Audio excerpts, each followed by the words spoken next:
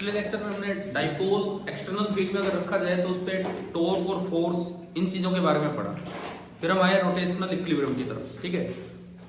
उनमें work done या energy वाले क्वेश्चन आएंगे अगले चैप्टर में, तो वहां भी डाइपोल दोबारा से आएगा ये टॉपिक और उसमें हम कवर करेंगे, ठीक है। एक मैंने आपसे ये कहा था कल कि अगर ऐसा कुछ आ जाए कि जैसे मान लो सेंटर से डिस्टेंस ना दी, इस तरह से आ जाए कि ये एक डाइपोल है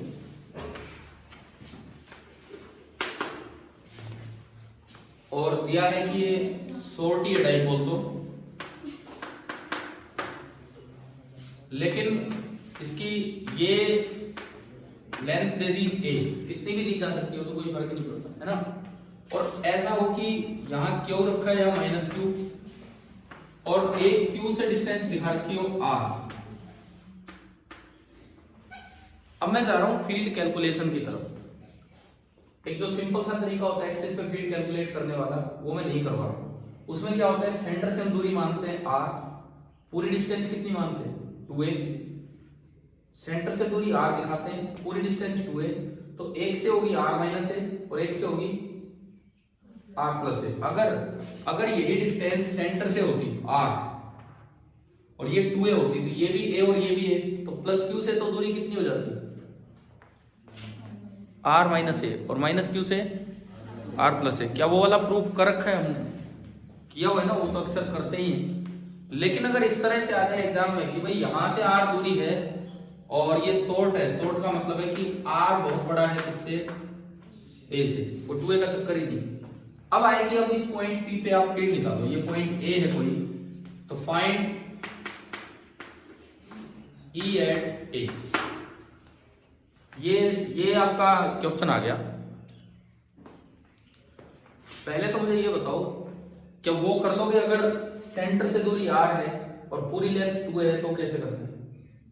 एक से दूरी r माइनस है, एक से दूरी r प्लस है, एक का फील्ड लिखेंगे, दूसरे का फील्ड लगेगा और उनका फिर वेक्टर सम कर देंगे और उससे फिर फाइनली एक रिजल्ट आएगा। और उसमें जब शॉर्ट वाली कंडीशन लगाएंगे तो रिजल्ट हम इस तरह याद रखते हैं 2kp अपॉन r3, है ना ये याद। लेकिन ये थोड़ा चेंज कर दिया, ये थोड़ा सा यहाँ पे चेंज कर दिया हमने कि डिस्टेंस एक प्लस q से दे दी आगे और साइज 2a ना देके a दे दिया और शॉर्ट है डाइपोल। अब पूछा है कि फील्ड निकालो, क्या कुछ बदलाव होगा या वही आंसर आएगा? वही आएगा, देखते हैं। मान लो ये क्वेश्चन आ जाए इस तरह से कि फाइंड E एट A और ये सिचुएशन है, तो इसका आंसर कैसे आप स्टार्ट करेंगे? मतलब फाइनली पेपर में करके आना है तो कुछ लिखना भी होगा, यूनिक एक स्टेप में E1 E2 घटा दी और इस तरह से नहीं। सबसे पहली बात, late E1 be the electric field at A due to plus q charge। उसी तरीके से लेट E2 be the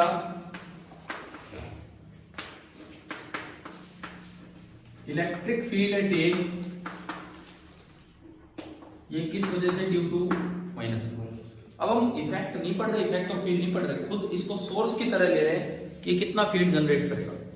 एक जो स्टैंडर्ड प्रूफ है वो मैंने आपको 2 बार तो मैं बता चुका कि बीच से r लेके करना है, जिससे 2kp अपॉन r3 आता है, ठीक है। मैं उस पर नहीं जा रहा हूँ, वो आप कर लेंगे। अब थोड़ा सा भी चेंज होकर आ गया एग्जाम में तो कैसे करना है और क्या उससे कोई फर्क पड़ेगा कि नहीं पड़ेगा, ये हमें देखना है। तो आपने शुरुआत की, ये आपको डायग्राम क्वेश्चन में दिया था, आपने शुरुआत की, आपने E1 और E2 मान लिए इस तरीके से, ठीक है। अब इसके बाद एक बार E1 दिखाना होगा, एक बार E2 दिखाना होगा, विद डायरेक्शन आपको दिखाने होंगे इसमें। देखिए ये आपका डाइपोल अरेंजमेंट है, यहां ये चार्ज है प्लस q, ये चार्ज है माइनस q और ये दूरी हमें बोल दी गई है कितनी, a। ये पॉइंट है कैपिटल A और ये दूरी यहां से r है, तो प्लस q से कितनी दूर है ये फील्ड, ये point r। Positive charge field फैलाता है रेडियली आउटवर्ड, तो एक फील्ड तो इधर होगा E1।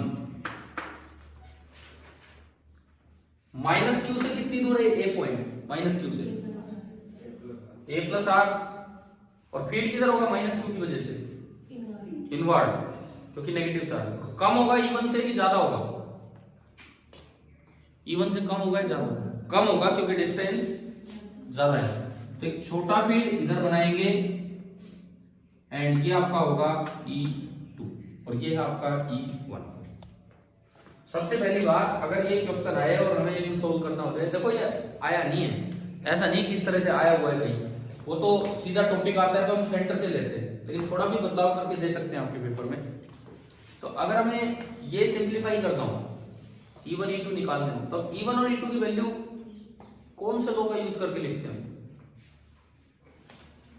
मैं ये ऊपर क्वेश्चन वाली जगह हटा रहा हूं।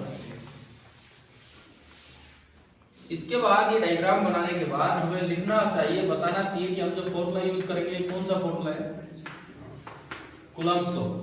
अगर आप पॉइंट चार्ज का फील्ड लिखते हैं k/r², तो वो भी कूलम्ब्स लॉ ही है। तो जो E1 होगा, E1 k को तो अवॉइड करो, 1/4πε0 q/r² एंड E2 1/4πε0 q या माइनस q, क्या ले हम, q लेना होगा कि माइनस q? q ही लेना होगा। और नीचे क्या आएगा, r+a का होल स्क्वायर। अगर देखो मैं बताऊं, बच्चे इतना भी नया सवाल आने पे बहुत से बच्चे घबरा जाते हैं, बोले हम तो डाइपोल के सेंटर से मान के पढ़ के गए थे, ये डिस्टेंस यहाँ से आ गई, हमने तो 2a पढ़ा था, ये डिस्टेंस ये आ गई। तो कुछ घबराना नहीं है भाई, कोई भी सवाल आ जाए वहां पे, ठीक है। क्या E1 E2 समझ आ गए? उसके बाद जो नेट E होगा A पॉइंट पे, मैं उसको लिख सकता हूं vector E1 plus vector E2, और E1 E2 की डायरेक्शन अपोजिट है, तो कैसे होगा वेक्टर सम? E1 E2 की डायरेक्शन अपोजिट है, तो इसका मतलब वेक्टर सम कैसे करें? E1 cap is opposite to E2 cap and E1 का मोड बड़ा है E2 से। जब दो वेक्टर अपोजिट डायरेक्शन में होते हैं तो रिजल्टेंट कैसे निकालते हैं? बड़े में से छोटा घटा दीजिए और जिधर बड़ा है उधर ही रिजल्टेंट होगा। तो थोड़ा वहां लिख के भी आ रहे हैं कि आप क्या कर रहे हो, क्या नहीं, ठीक है। खाली समझने को तो आप समझ जाते हो चीजें, लेकिन वहां लिख के आनी है चीजें। इसका मतलब जो E8A होगा वो बनेगा E1 का मोड माइनस E2 का मोड एंड डायरेक्शन होगी जो बड़े की है, बड़ा E1 है, E8A उसकी डायरेक्शन वही होगी जो E1 की है, और E1 की डायरेक्शन आगे है और आगे की डायरेक्शन तो P की है, डाइपोल मोमेंट की। तो this is same as the direction of P। तो यहां तक समझ आ गया, ठीक है। अब हम इसको आगे बढ़ाएंगे, अब इस काम को आगे बढ़ाएंगे। हटा दो, मैं ये लिख लिया होगा शायद आप लोगों ने जरूरी, ठीक है। देखिए अब मैंने इसमें वैल्यूज पुट की, तो E8A 1/4πε0 कॉमन आ जाएगा दोनों में से, Q भी कॉमन आ जाएगा, ओनली क्या बचेगा 1/r² माइनस 1/r+a का होल स्क्वायर, ठीक है। डायग्राम हटाते हैं और इसको थोड़ा आगे बढ़ाते हैं। तो E8A एक्सिस पे 1/4πε0 एलसीएम लिया r² × r-a का होल स्क्वायर, और ऊपर गया r+a है, सॉरी r+a का whole square minus of r², ये आया। अगर आप इसको सिंप्लीफाई करें, इसके होल स्क्वायर को खोलें, तो r² plus a² plus 4ra और माइनस r² कैंसिल हो गया। तो इसको मैं अगर आगे बढ़ाऊं तो ये आपका आता है 1/4πε0, एक q भी था यहाँ पे, 1/4πε0 एक q, और इसके अलावा r² × r+a का होल स्क्वायर, और ऊपर बच रहा है एक तो a² बचेगा और एक क्या बचेगा 2ra, यह a² + 2ra। ये एक्सप्रेशन उससे अलग आया होगा किससे अलग आया होगा? जो आप नॉर्मली प्रूफ करते हैं जहां पे सेंटर ऑफ द डाइपोल से डिस्टेंस r ली जाती है और जहां डाइपोल का साइज कितना लिया जाता है 2a, है ना? बिल्कुल अलग आया होगा ये एक्सप्रेशन। अगर यहां तक आपने वही ला दिया तो आपका गलत हो जाएगा, फिर तो सवाल नंबर भी नहीं मिलेंगे इस सवाल में। लेकिन अब हम देखेंगे कि अगर शॉर्ट है तो क्या उसके लिए आएगा कि नहीं आएगा वही सेम। क्या इतना हो गया? यहाँ तक क्लियर है? अब देखो शॉर्ट के लिए चलते हैं, मैं इसमें कंडीशन लगाता हूं। फॉर शॉर्ट डाइपोल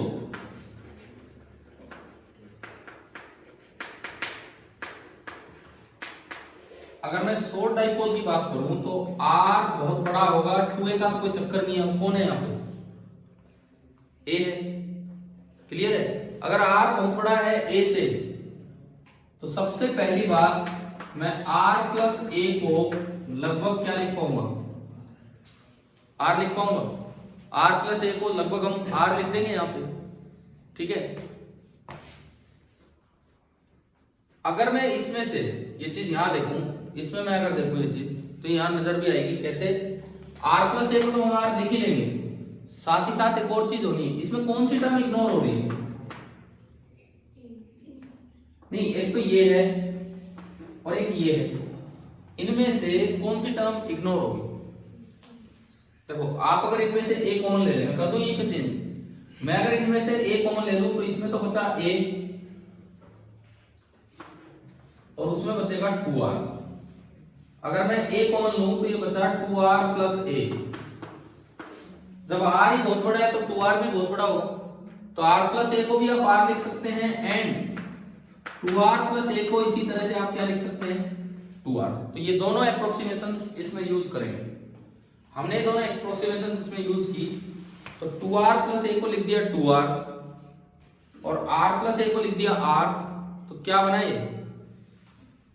क्या बन गया पूरा एक्सप्रेशन जो चल रहा है E एट ए? अगर मैं आगे बढ़ाऊं तो यहां से जो E एट ए बना, देखिए यहां से जो E एट ए बना वो आ रहा है, ये जो एक्सप्रेशन आपका निकल के आया 1/4 pi epsilon not into Q. ऊपर बताओ, ऊपर क्या बचेगा? एक तो a बचेगा और एक 2r। a इंटू 2r और नीचे क्या बचेगा? r स्क्वायर और r स्क्वायर, ये नीचे बचा। एक r स्क्वायर से एक r गया। q इंटू 2a को मैं क्या लिख सकता हूं? p, बताओ 2p। यहां पे फिर वही ये गलती हो जाएगी, यहाँ पे q इंटू 2ap नहीं है इस बार। समझ रहे हो ना कितनी कितनी गलतियां हो सकती हैं इसमें? हम किसको p लिख पाएंगे? q इंटू a, ठीक है? और ये सीधे सीधे एक नंबर कट जाएगा, इनमें 3 नंबर का सवाल और ऐसी गलती कर रहे तो ये यहाँ पे आपको ऐसे दिखाना होगा। 2 अलग कीजिए, 1/4 पाई एप्सिलॉन नॉट अलग किया, q इंटू 2a और divided by r square into r क्या होगा? r cube. और q इंटू a को आप q इंटू a और q इंटू a को हम क्या लिखेंगे? यहाँ पे p लिखेंगे, क्योंकि डाइपोल के दोनों चार्जेस के बीच का डिस्टेंस a था। Put q into a equal to p और इसका मतलब वहां लिख देना डाइपोल मोमेंट। एक एक स्टेप बताना चाहिए एटलीस्ट बोर्ड पेपर में कि आप क्या करके आ रहे हो। तो अब अगर मैं E देखूं तो वो आ गया 2 इंटू 1/4 पाई एप्सिलॉन, जिसको हम k की तरह याद कर लेते हैं, into p upon r cube.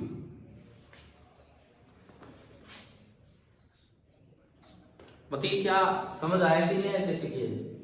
Direction भी अब दिखा क्या हो। आपने बीच में एक चीज निकाली थी, EA cap is equal to P cap. EA cap is equal to P cap. अगर मैं इन दोनों को मल्टीप्लाई कर दूं, तो EA इंटू EA कैप क्या बन गया? EA vector, equation number 1, equation number 2, और मैंने 1 इंटू 2 किया, मल्टीप्लाई किया, तो EA इंटू EA कैप बन गया E vector 2 times 1/4 pi epsilon not P into P cap P vector divided by R cube. क्या ये वही रिजल्ट आ गया जो 2kp upon r cube general result था हमारा एक्सिस का, ठीक है। लेकिन फर्क है ना इसमें, जो अप्रोक्सीमेशन लगाने से पहले जो आंसर आया वो उस आंसर से अलग होगा। अगर आप अपनी बुक नोटबुक में देखेंगे, जब डिस्टेंस r कहां से मानते हैं, सेंटर से। आपकी बुक में ये जो प्रूफ दिए गए हैं फील्ड ऑफ डाइपोल,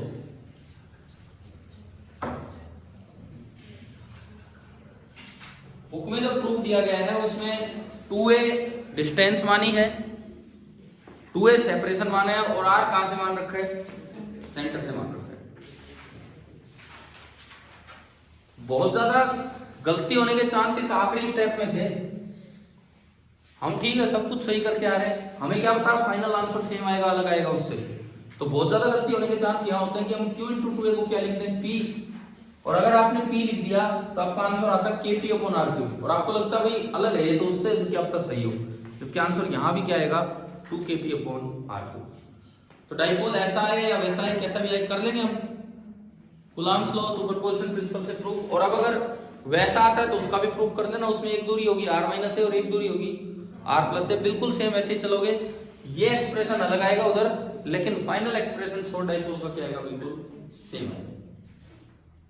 क्या ये समझ आ गया है सभी को, ठीक है।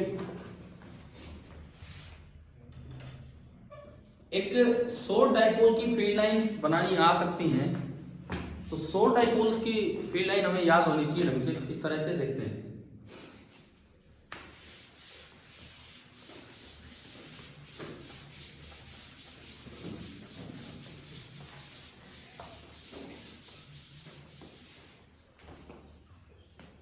देखिए अगर हम बात करें फील्ड लाइंस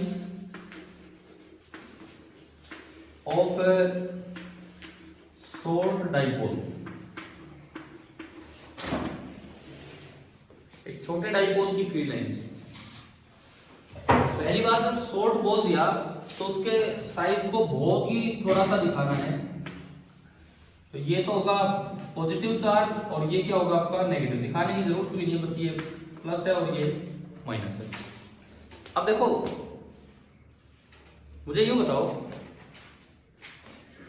याद है इसकी फील्ड लाइन, ध्यान है थोड़ी बहुत, देखिए कैसे होती है, पॉजिटिव से चलेंगी और नेगेटिव पे जाके खत्म होगी। लेकिन मेरा सवाल ये है कि पॉजिटिव से यूं जाके यूं खत्म होगी या ये घूम के आके उधर से आएंगे, घूम के। क्या होता है पहले अगर आप देखोगे ना, इसका असर ज्यादा है, इसका असर ज्यादा है तो फील्ड दूर की तरफ बनेगा, और फील्ड लाइन ऐसी होती है कि टेंजेंट उस पर फील्ड की डायरेक्शन दे। तो यहां देखोगे तो फील्ड उधर बनेगा, तो ये जो लाइन स्टार्ट होगी ये कुछ इस तरह से स्टार्ट होगी और ये फील्ड लाइन है। सिमिलरली एक फील्ड लाइन नीचे भी हम बनाए तो ये फील्ड लाइन। अब इसी ऑर्डर को आप बाहर की तरफ ले जाओ, यानी कि जो दूर की तरफ फील्ड लाइन बनेगी वो ये बनेगी, और यहां जो दूर से आती बनेगी वो ऐसे बनेगी। ये ध्यान रखना, कई बार बच्चे गलती क्या करते हैं, बाहर वाली लाइन की शेप ना ऐसी कर देते हैं, बोले ये तो इंफिनिटी तक क्यों दिखानी है, यूं शेप अलग कर जाते हैं। शेप इसकी तरह चलनी है, इसकी तरह, समझ गए हो। ये होती है एक शॉर्ट डाइपोल की फील्ड लाइंस। क्लियर है। इस पे ये सवाल आ सकता है, कभी करवाया भी गया होगा, कि अगर मैं ये वाला पॉइंट लूं, ये वाला पॉइंट जहां पे टेंजेंट बिल्कुल ऐसे हो गए, ऐसे का मतलब है P के परपेंडिकुलर, पूछ ले कि एंगल कितना है, थीटा बताओ, जहां पे फील्ड बिल्कुल ऐसे हो जाएगा P के परपेंडिकुलर। करना है एक ट्राई, थीटा बताना है हमें जहां पे ये लाइन बिल्कुल परपेंडिकुलर होगी। हाँ जी, करवाया गया पहले ये वाला क्वेश्चन।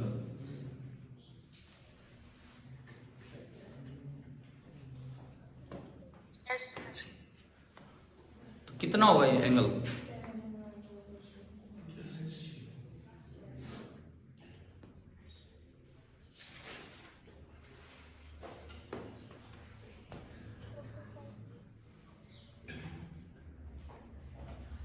देखो आपको एक और फॉर्मूला जो बताया गया होगा कभी पहले, देखते हैं इसमें, इधर देखो। एक फॉर्मूला जो पहले बताया गया है वो ये था कि अगर ये कोई डाइपोल है, शॉर्ट डाइपोल, ये कोई एक शॉर्ट डाइपोल है और आप इससे किसी थीटा एंगल पे जाके फील्ड देखते हो, तो जो फील्ड की डायरेक्शन होती है, फील्ड की डायरेक्शन वो इस लाइन के साथ फाई एंगल बनाती है। और फॉर्मूला था tan phi is equal to half of tan theta. ये याद आ रहा है, ये फॉर्मूला पहले पढ़ा होगा।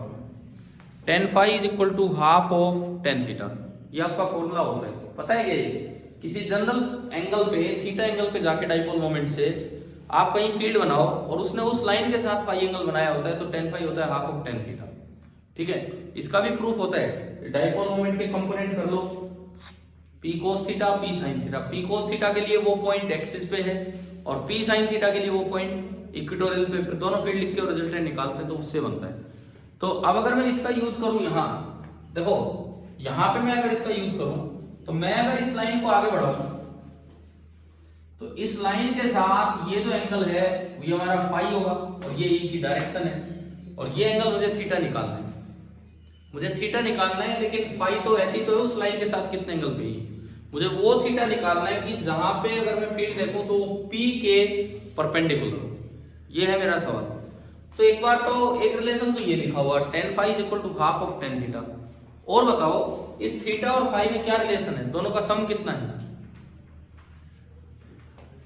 तो ये एंगल थीटा उसकी पोजीशन बता रहा है उस पॉइंट की।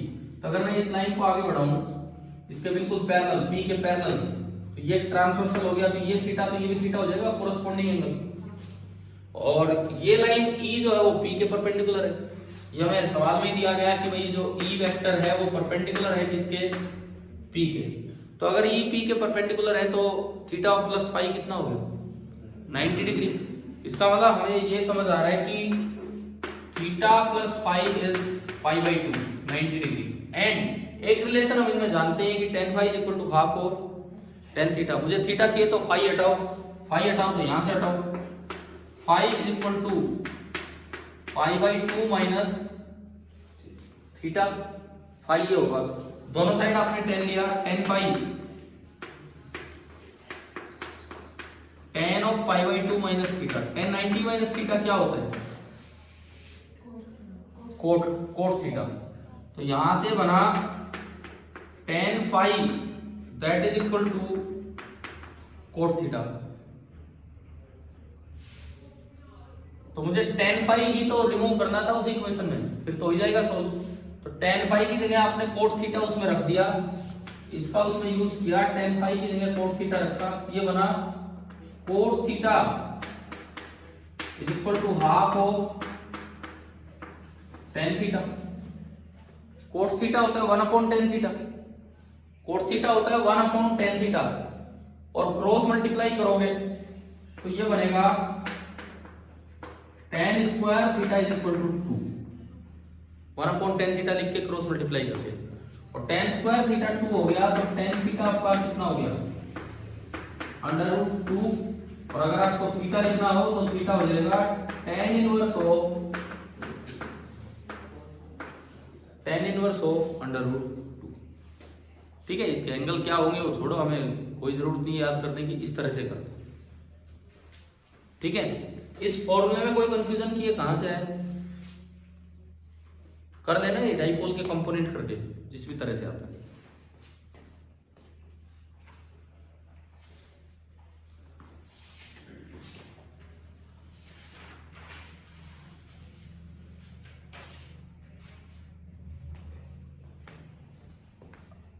आपसे यूं पूछ लिया जाए कि डाइपोल के, एक आइडियल डाइपोल है,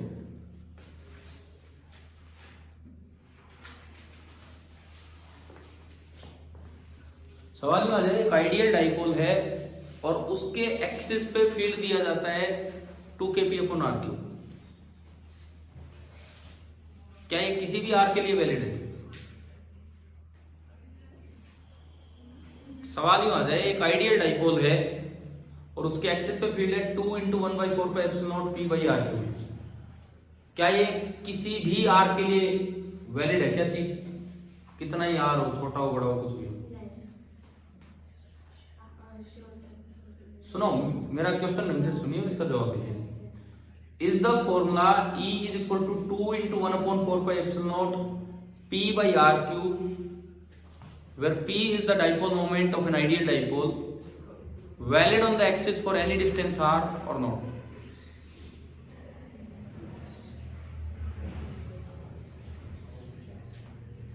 बताओ भाई। यस, क्योंकि क्वेश्चन में एक वर्ड यूज कर दिया आइडियल डाइपोल। आइडियल डाइपोल बोल दिया तो हमें अलग से कंडीशन लगाने की जरूरत नहीं, क्योंकि वो बहुत ही छोटा ही होता है। अगर खाली डाइपोल वर्ड यूज करें तो फिर आपको क्या बोलना होगा? आइडियल या पॉइंट डाइपोल बोल दिया तो छोटा ही माना जाएगा। देखो वो डाइपोल वाला ये पेज पढ़ो अपनी बुक में, मैं बताता हूं आपको।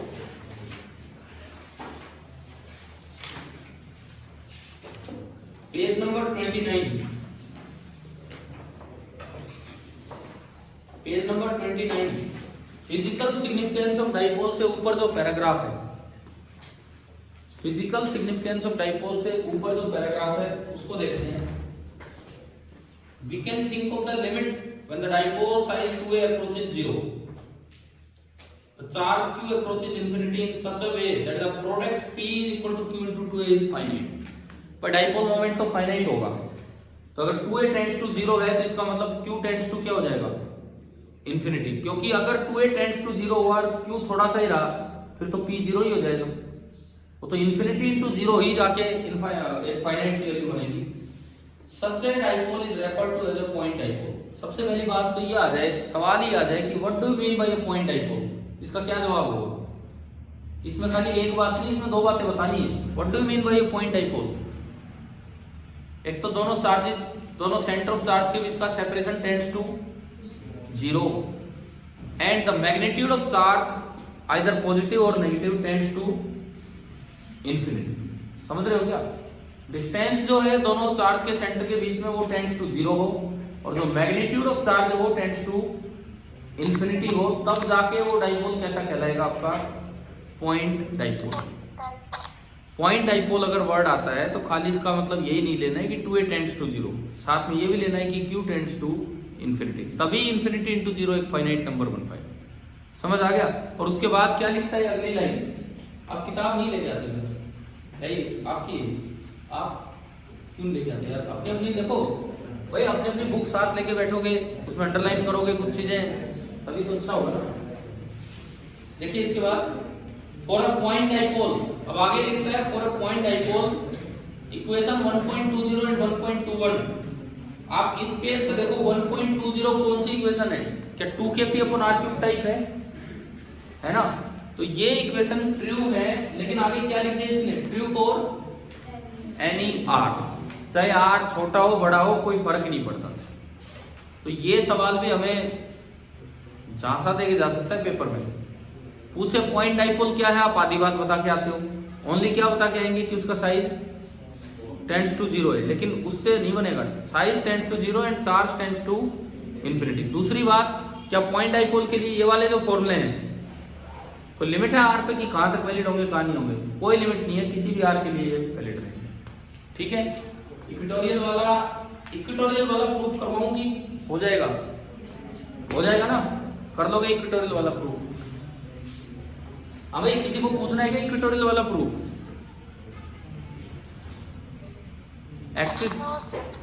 एक्सिस वाला मैंने आज दूसरा करवा दिया, सेंटर से ना लेके आगे लेके, तो मैं यही पूछ रहा हूं। चलो इक्वेटोरियल वाला आप कर देंगे, ठीक है। आगे देखते हैं इसके बाद डाइपोल इन यूनिफॉर्म फील्ड भी हो गया। अब इसमें एक एक टॉपिक है कंटीन्यूअस चार्ज डिस्ट्रीब्यूशन। आपके सिलेबस के फर्स्ट पार्ट में था, 3 पार्ट जो लिखे थे ना, फर्स्ट पार्ट में था कंटीन्यूअस चार्ज डिस्ट्रीब्यूशन। क्या होता है कंटीन्यूअस चार्ज डिस्ट्रीब्यूशन? ये सवाल यूं आ जाए, देखो ये सवाल इस तरह से आ जाए कि what do you mean by continuous charge distribution although we know that charge is discontinuous. Charge quantized है कि नहीं है ना? तो वहां बोला जाता है कि चार्ज इज डिसकंटिन्यूअस हो तो क्वांटाइज्ड है। फिर ये वर्ड कंटिन्यूअस चार्ज डिस्ट्रीब्यूशन कैसे आ गया यहाँ पे? कंटिन्यूअस चार्ज नहीं है ये, कंटिन्यूअस डिस्ट्रीब्यूशन है, समझ गए हो? ये चार्ज के साथ कंटिन्यूअस नहीं है, दरअसल ये डिस्ट्रीब्यूशन के साथ कंटिन्यूअस होता है कि एक कोई लाइन है उस पर कंटिन्यूअसली आपने चार्ज दे दिया, हर जगह चार्ज दे दिया, तो वो होता है आपका कंटिन्यूअस चार्ज डिस्ट्रीब्यूशन। ठीक है, क्या वैक्यूम में चार्ज दिया जा सकता है? क्या वहां चार्ज दिया जा सकता है जहां कोई मैटर ही ना हो? बताओ इस सवाल का जवाब। जहां कोई मैटर ही ना हो क्या वहां चार्ज दिया जा सकता है? बिल्कुल नहीं दिया जा सकता है, क्योंकि चार्जिंग के अपने मेथड होते हैं। चार्जिंग के मेथड होते हैं फ्रिक्शन, कंडक्शन, जो भी मेथड्स हैं उन सब में, चार्जिंग के उन मेथड्स में हमेशा ऐसी जगह चार्ज दिया जा सकता है जहां पहले से क्या हो, matter. Charge does not exist without mass. पढ़ा है ये? नहीं पढ़ा है तो मैं बता रहा हूं। तो ऐसा पॉसिबल ही नहीं है कि फ्री स्पेस में एकदम से आप चार्ज दे दो, पहले मैटर होना चाहिए तभी उसको चार्ज आप दे पाओगे। और ये चार्जिंग बाई फ्रिक्शन देखना तो बड़ा आसान है, बहुत ही आसान चीज है चार्जिंग बाई फ्रिक्शन देखना। आप एक सिंपल सी चीज है, वो छोटे बच्चों को सिखाया जाता है, पेपर के छोटे छोटे टुकड़े ले लो। किया है कभी किसी क्लास में? पढ़ा है? किया नहीं तो पढ़ा है। घर जाके या घर पे अपने करके देखना, आराम से हो जाएगा। छोटे छोटे, बड़े बड़े नहीं, छोटे छोटे टुकड़े पेपर के डाल दो। घर पे कोई प्लास्टिक की, जैसे कोई भी स्ट्रो, प्लास्टिक स्ट्रो, ठीक है, पेन हो, कुछ भी हो, हाँ, अपने हाथ पे ही, और कोई नहीं, हाथ यूं किया, एक ही बार उसको यूं झटका देना, वो चार्ज हो जाएगा। और फिर जब आप पेन को लेके जाओगे तो वो उसके अट्रैक्ट हो जाएगी। ये मैं आपको एक एक्टिविटी दे रहा हूँ, आज घर पे करके देखना, अगर मूड बने तो। सुनो, कोई भी प्लास्टिक की रोड ले लो, प्लास्टिक रोड, सिंपल स्ट्रो हो ना, आपको लगे कुछ खराब हो जाए, कुछ नहीं खराब हो रहा, सिंपल स्ट्रो नहीं होती वो, ठीक है, हाँ, उस तरह की वो लगा लो। आप अपने हाथ को यूं करना, थोड़ा सा भाई रबिंग ठीक हो जाए इसलिए यूं करना, और उसको बस एक बार, यूं नहीं कि उसमें ही चार्ज ही करते जा रहे, चार्ज ही करते जा रहे, ऐसे कुछ नहीं। एक बार, केवल एक बार उस स्ट्रो को खींचना, पेपर पीसेज अपने तैयार रखना काट के, और उससे अट्रैक्ट होगा कि नहीं होगा ये देखना। और उससे ये प्रूव हो जाता है कि चार्ज बॉडी न्यूट्रल बॉडी को अट्रैक्ट करती है, क्योंकि पेपर पीसेज तो कैसे थे, न्यूट्रल थे। अच्छा, आप एक और भी एक्टिविटी कर सकते हो घर पे। 2 स्ट्रो लेना, 2 प्लास्टिक पाइप लेना, एक को चार्ज किया, उसको रख दिया, लेकिन रखना थोड़ा ऐसे इंसुलेटर पे, जैसे मान लो एक प्लास्टिक का ही कोई ढक्कन ले लिया, ठीक है, एक छोटा सा तरीका बताता हूँ। एक प्लास्टिक का ढक्कन ले लिया आपने, एक बोतल ले ली, एक सिंपल बोतल जिसके ऊपर प्लास्टिक का ढक्कन हो, एक प्लास्टिक रोड ली, चार्ज करके उसके ऊपर जचा दो। शुरू में दिक्कत आएगी, वो चार्ज है वो उछलेगा ऐसे ही, उसको एक बार रखना, ढंग से रखा जाए ना। दूसरी रोड लो और उसको चार्ज करो। अब जब आप पास लेके जाओगे ना, तो वो जो बोतल पे रखी ना घूमेगी, दूर जाएगी। आप ये रोड पास लेके जाओगे, वो उससे दूर चली जाएगी, हाँ, गिर जाएगी या फिर वो रिपेल हो जाएगी। तो ये आप बड़ी आसानी से ये चीजें वहां पे कंपेयर कर सकते हैं। और इस साल जो आपका सैंपल पेपर अगर आप देखेंगे तो कुछ केस स्टडी टाइप क्वेश्चंस आने हैं, देखा उसमें केस स्टडी टाइप। तो हो सकता है कोई भी ऐसा केस वहां पे दे दिया जाए, कोई भी ऐसा केस वहां पे दे दिया जाए, और उस केस स्टडी में ना 4 एक नंबर के क्वेश्चन है, 5 क्वेश्चन आएंगे, 5 में से 4 अटेम्प्ट करने, जो सैंपल पेपर में दिया गया है। 5 क्वेश्चन आएंगे, 5 में से 4 अटेम्प्ट करने। तो हो सकता है इस तरह का कोई भी सिचुएशन बना के दे दिया जाए इस चैप्टर में, ठीक है। मैं भी तो बनाऊंगा पेपर, कुछ मैं भी सोचूंगा क्या करना है क्या नहीं, तो कुछ भी इस तरह की चीजें कहीं भी डाल दी जाए। समझ गए हो ना ये चीजें क्या है क्या नहीं, ठीक है। चलिए आगे बढ़ते हैं हम इसमें। तो ये कंटिन्यूअस चार्ज पे हम थे। 3 तरह के कंटिन्यूअस चार्ज होते हैं, कौन कौन से? Line charge, surface charge, volume charge. Line charge density को रिप्रेजेंट करते हैं लैम्बडा से, surface charge density sigma, and volume charge density rho. Line charge का मतलब है dq by dl, किसी यूनिट लेंथ में कितना चार्ज है। Surface charge density unit area पे dq by dA, और ds बोल दो उसे। और volume charge density dq by dV, volume में कितना चार्ज है, ठीक है। आगे जब आप और थोड़ा आगे जाएंगे, जैसे मेडिकल वाले तो नहीं, नॉन मेडिकल वाले बच्चे जब पढ़ते हैं तो आगे यूं पढ़ाया जाता है कि वॉल्यूम चार्ज ही सफिशिएंट है। आप एक की स्टडी कर लो वॉल्यूम चार्ज रो की, वही सफिशिएंट है। सिग्मा को भी उसकी तरह अरेंज किया जा सकता है, लाइन को भी उसकी तरह अरेंज किया जा सकता है, और पॉइंट को भी उसकी तरह अरेंज किया जा सकता है, क्योंकि कितना ही छोटा कुछ भी हो, कुछ तो वॉल्यूम होगा। पॉइंट चार्ज भी है तो उसका कुछ तो वॉल्यूम होगा। तो वहां आगे बताया जाता है कि वॉल्यूम चार्ज ही सफिशिएंट है, लेकिन अभी नहीं, अभी 12th क्लास में इतना नहीं। चलिए तो हम वॉल्यूम कंटीन्यूअस चार्ज को आप पढ़ लेंगे। अब मैं इससे आगे चलता हूं। नेक्स्ट टॉपिक हमारा है गॉस लॉ। एक तो ये फ्लक्स क्या होता है और एक ये गॉस लॉ क्या है, थोड़ा सा इसके बारे में जानेंगे कि इन पे क्या सवाल आ सकते हैं इस साल।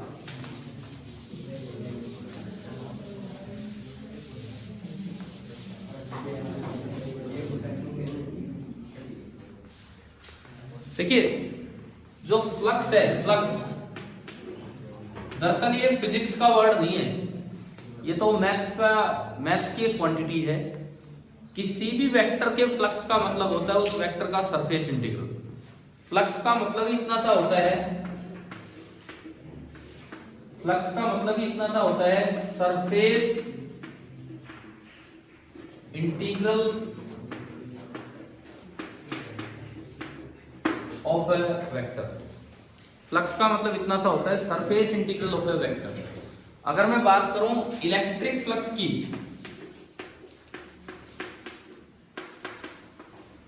अगर हम बात करें इलेक्ट्रिक फ्लक्स की, तो इसका मतलब होता है surface integral of E, electric field intensity. Surface integral of E का क्या मतलब है, ये जो हम लिख रहे हैं यहां पे सरफेस इंटीग्रल ऑफ ई, इसका सिंबल ये होता है फाई ई डॉट डीएस। आप उस सरफेस पे कोई भी छोटा सा एरिया बनाओ डीएस, कोई आपको एक सरफेस दी गई है, ये कोई सरफेस है, आपने क्या किया उस पे एक छोटा सा एलिमेंट बनाया जो सरफेस के परपेंडिकुलर होगा डीएस।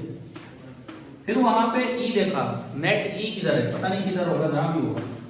फिर आपने क्या किया ई डॉट डीएस किया, E into DS into cos theta, और ई डॉट डीएस करने के बाद उसका मतलब कोस थीटा आने के बाद फिर पूरे सरफेस पे वही काम करके जोड़ दिया, और पूरे सरफेस पे वही काम करके जोड़ दें, इसको क्या बोलते हैं, इंटीग्रेशन। सरफेस इंटीग्रल के दरअसल सिंबल मैथ्स तो कहता है कि ये होते हैं कि दो इंटीग्रेशन के साइन लगाओ, जो क्लियर करता है कि सरफेस इंटीग्रल। लेकिन हम फिजिक्स में केवल ऐसे लिख देते हैं कि सिंगल इंटीग्रल लगाया,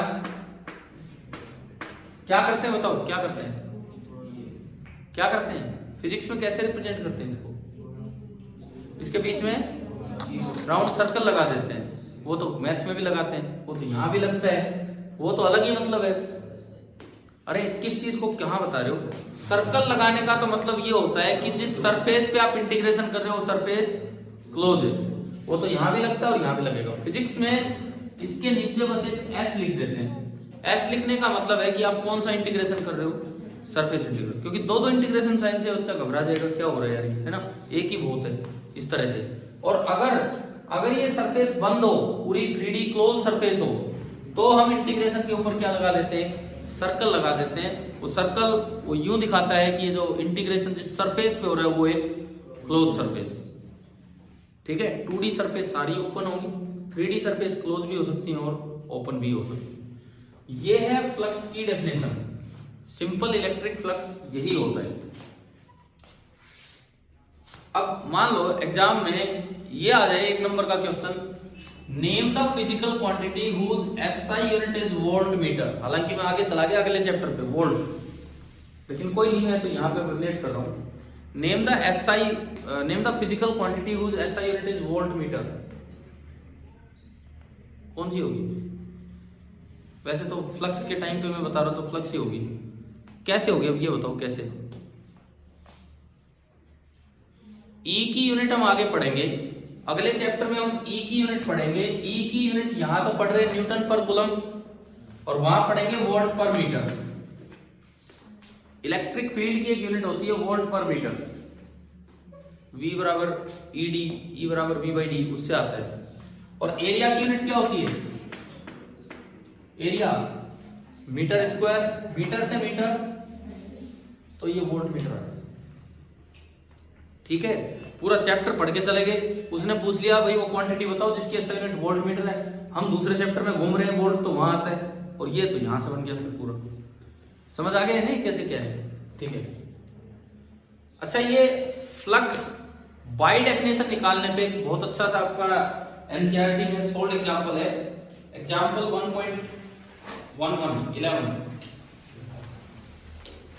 11 का ए पार्ट, बी पार्ट नहीं, A part, page number 35 question number 11 देखो। हाँ जी बोलिए।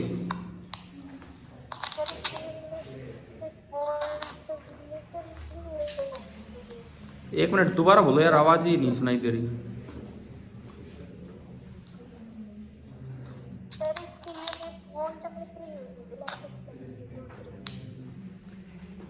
इलेक्ट्रिक फ्लक्स की एक यूनिट तो न्यूटन पर कूलम इंटू मीटर स्क्वायर होती है, और दूसरी यूनिट ऐसा यूनिट आई हमारे पास वोल्ट इंटू मीटर।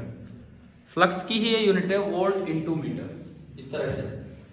अब मैं आता हूं उस एग्जाम्पल पे जो पूरे चांसेस है कि इस तरह का कोई सवाल आ जाए आपके पेपर में, बोर्ड एग्जाम में। एग्जाम्पल 11 पेज नंबर 35 देखते हैं अब ये।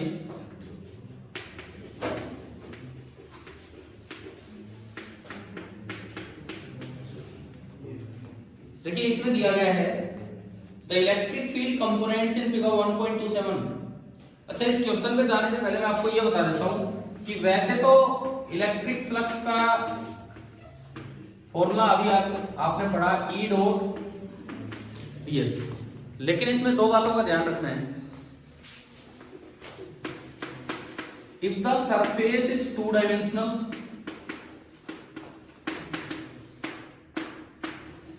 अगर वो सरफेस टू डायमेंशनल है मतलब प्लेन है, and E has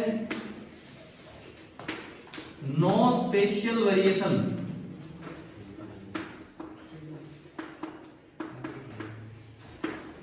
although it may have temporal variation.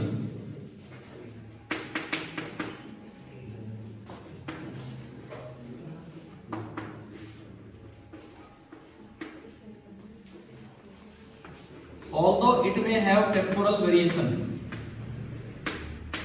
then तो आप फ्लक्स को सीधा लिख सकते हैं E वेक्टर डॉट उस सरफेस का एरिया वेक्टर। क्या मतलब है, एक बार समझ लें हम इस पॉइंट को। वैसे तो फ्लक्स ये है, लेकिन अगर वो सरफेस प्लेन है, टू डायमेंशनल मतलब प्लेन है, और E में कोई स्पेशल वेरिएशन नहीं है, इसका क्या मतलब है, उस सरफेस के हर जगह E की वैल्यू सेम है, मैग्नीट्यूड में भी और डायरेक्शन में। फिर इसका क्या मतलब है, ऑल्दो इट में हैव टेम्पोरल वेरिएशन। ऐसा हो सकता है कि टाइम के साथ E चेंज हो, ऐसा हो सकता है कि टाइम के साथ E चेंज हो। कैसे, अभी यहाँ 1 था, यहाँ भी 1 था, यहाँ भी 1 था, 1 सेकेंड बाद यहाँ 2 हो गया, लेकिन हर जगह ही कितना हो गया 2, फिर 3 हो गया, हर जगह ही 3 हो गया। मतलब किसी एक टाइम पे स्पेशल वेरिएशन नहीं है। आप यहाँ देखो, यहाँ देखो, यहाँ देखो, हर जगह फील्ड किसी भी समय देख लो क्या मिलेगा, सेम मिलेगा। वो उतना हो ना हो जितना पहले था, ये जरूरी नहीं है। ठीक है, अगर ये दो कंडीशन सेटिस्फाई हो जाती है, देखो इंटीग्रेशन टाइम के रेस्पेक्ट में नहीं है, ये पोजीशन के रेस्पेक्ट में है, तो हमें ये देखना है कि अगर कोई स्पेशल वेरिएशन नहीं है तो E इंटीग्रेशन से बाहर आ जाएगा, E डॉट इंटीग्रल ds बनेगा, और प्लेन सरफेस के लिए इंटीग्रल ds पूरा s होता है, तो ये क्या बन जाएगा E डॉट s। शायद इसका यूज हो इस सवाल में, तो वो हम देखते हैं। अब मैं स्टार्ट करता हूं एग्जांपल 1.11, और अगर पेपर में आता भी है और आपके पास समय हो तो ये लाइन लिखने में कोई हर्ज नहीं है। देखो इससे अच्छा भी लगता है, मैंने एक दिन शायद पहले भी बोला था कि ये ऐसी टर्म्स हैं, इनको देख के ना एक अच्छा सा इंप्रेशन जाता है, चेक करने वाले को लगेगा भाई इस बच्चे को तो सच में ज्ञान है, पता नहीं क्या क्या लिख के आ रहे हैं। ठीक है, ये ऐसा थोड़ी कि इंग्लिश की कोई बहुत खतरनाक चीज है, फिजिक्स की एक अच्छी टर्म्स है जो आप प्रॉपर जगह पे यूज कर रहे हो। ठीक है, देखते हैं अब इस सवाल पे आते हैं। Question number 11, the electric field components in the figure are Ex बराबर alpha into under root x, Ey Ez 0। इन्होंने ये दिया है कि इस पूरे इलाके में जो Ex है that is alpha into under root x, E Y 0 है और ई जेड भी 0, ये इन्फॉर्मेशन दे रखी है। अल्फा की कोई वैल्यू को छोड़ो।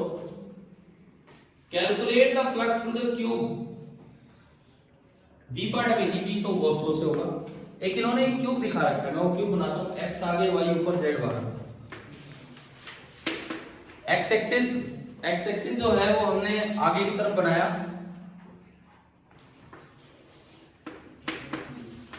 वाई ऊपर की तरफ और जेड बाहर की तरफ। ये जो क्यूब का पहला फेस है वो ए पे स्टार्ट हो रहा है, क्यूब का जो पहला फेस है वो यहां स्टार्ट हो रहा है,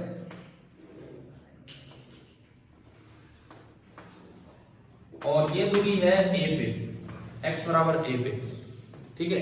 और क्यूब की एज लेंथ भी ए है, क्यूब की एज लेंथ भी ए है, इस तरह से है।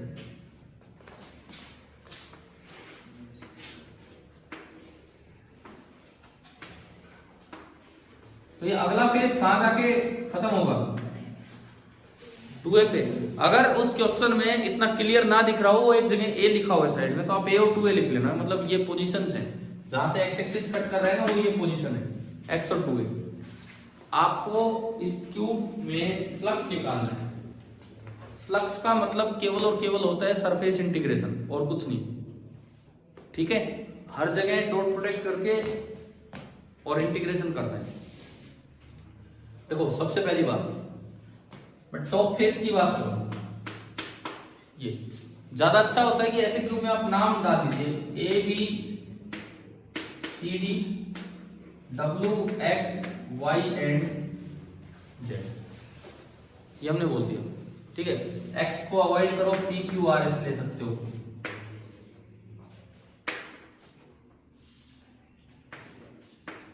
ये मैंने इसके नाम डाल दिए। सबसे पहले मैं बात करूं एबीसीडी की। एबीसीडी का एरिया ऊपर है, भाई एरिया हमेशा सरफेस के परपेंडिकुलर होता है, और जो फील्ड है वो खाली एक्स एक्सिस में है, ना तो वाई में है और ना ही जेड में। तो एबीसीडी का जो एरिया है वो वाई कैप में है और फील्ड है आई कैप में।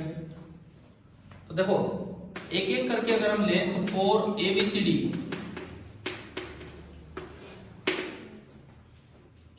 के लिए जो डीएस वेक्टर होगा वो होगा डीएस इंटू जे कैप, और जो ई वेक्टर होगा वो होगा ई एक्स इंटू आई कैप। तो दोनों परपेंडिकुलर हो गए कि नहीं, परपेंडिकुलर हो गए तो जो फ्लक्स होगा कितना हो जाएगा, 0। सिमिलरली करके और 3-4 फेस हो जाएंगे, एक में दिखा दिया हमने, ई डॉट डी एस 0, समझ आ रहा है। सिमिलरली देखो नीचे वाला पी क्यू आर एस 2 गए, बाहर वाला A B Q P, A B Q P का एरिया जेड के अलोंग है और फील्ड एक्स के अलोंग, खत्म उसमें भी फ्लक्स। पीछे वाला डी सी आर एस, उसका एरिया माइनस के कैप में है और फील्ड किधर है, आई कैप में। तो आप चाहो तो 4 बार लिख के भी दिखा सकते हो, जितना समय हो आपके पास, ठीक है। इन चारों में से तो फ्लक्स कितना हो गया, 0। अब बचे 2 फेस, पहले मैं आता हूं एडीएसपी। एडीएसपी इसको देखो, दिख गया ये, इसमें कैसे निकालें। और एक हमारे पास है BCRQ, चलो मैं BCRQ दिखाता हूं। ये वाला फेस BCRQ, इसका एरिया किधर होगा, एरिया हमेशा आउटवर्ड नॉर्मल लिया जाता है, तो जो इसका एरिया होगा, और देखो ये 2D सरफेस है कि 3D सरफेस है, ये 2D है 3D, 2 डायमेंशनल प्लेन है ना, ये तो प्लेन है। प्लेन में एक चीज चेक कर लेनी चाहिए, अगर उस प्लेन पे हर जगह ई सेम हो तो आपको इंटीग्रेशन पे जाने की जरूरत नहीं पड़ेगी, डायरेक्ट काम चल जाएगा ई डॉट एस। तो फिर चेक करते हैं क्या इसमें हर जगह ई सेम है, ई वाई और जेड तो है नहीं, ई एक्स और वो केवल किस पे डिपेंड कर रहे हैं, एक्स पे। क्या इस पूरे प्लेन पे एक्स फिक्स है, क्या ये प्लेन ऐसे है, एक्स एक्सिस आगे जा रहा है, फिक्स है, कितना है 2a। इस पूरे प्लेन में x फिक्स है, तो इस पूरे प्लेन में e वेक्टर भी फिक्स हो गया। इस पूरे प्लेन में जो e वेक्टर है वो आगे की तरफ होगा, और वो होगा alpha into under root 2a। इस पूरे प्लेन में e वेक्टर आगे है और alpha into under root 2a। तो बताओ क्या e यूनिफॉर्म हो गया यहाँ पे, in this plane E has no special variation और सरफेस प्लेन है, तो अब कौन सा फॉर्मूला लगा सकते हैं? इंटीग्रेशन से बच गए हम, ई डॉट एस। इसका जो एरिया वेक्टर है, एरिया, उसका मैग्नीट्यूड होगा ए स्क्वायर ए इंटू ए। ई का मैग्नीट्यूड इस पूरे सरफेस पे अल्फा इंटू रूट 2 है, और दोनों के बीच का एंगल कितना है? 0 डिग्री। तो अब अगर मैं इस फेस की बात करूं, बी सी आर क्यू, अगर मैं बी सी आर क्यू की बात करूं, तो बी सी आर क्यू में आप फ्लक्स लिखोगे तो डायरेक्ट ई डॉट एस लग जाएगा, और डायरेक्ट ई डॉट एस लगाओगे तो ई तो है alpha into under root 2a, S है ए स्क्वायर और इंटू कोस 0, और कोस 0 कितना होता है? 1। तो ये आपका फ्लक्स आया बाहर वाले से। समझ आ रहा है क्या? एक फेस और रह गया, कौन सा? पहले वाला, एडीएसपी।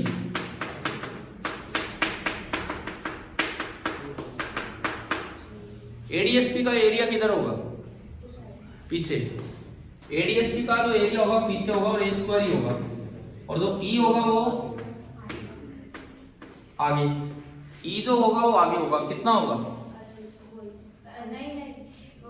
एक्स यहाँ पे ए है, अल्फा इंटू अंडर रूट ए, अल्फा इंटू अंडर रूट ए। तो जब आप यहां का फ्लक्स लिखेंगे, ई डॉट एस करेंगे, तो जैसे वो लिखा था वही चलेगा।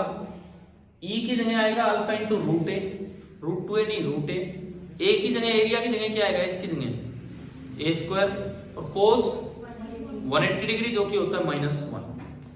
और फिर लास्ट में 6 फ्लक्स को इकट्ठा करके आओगे, टोटल फ्लक्स निकालना है। 4 तो 0 थे, एक पॉजिटिव था और एक नेगेटिव, तो उनका डिफरेंस जो होगा वो आपका नेट फ्लक्स आ गया। बताओ, फ्लक्स बाय डेफिनेशन समझ आया?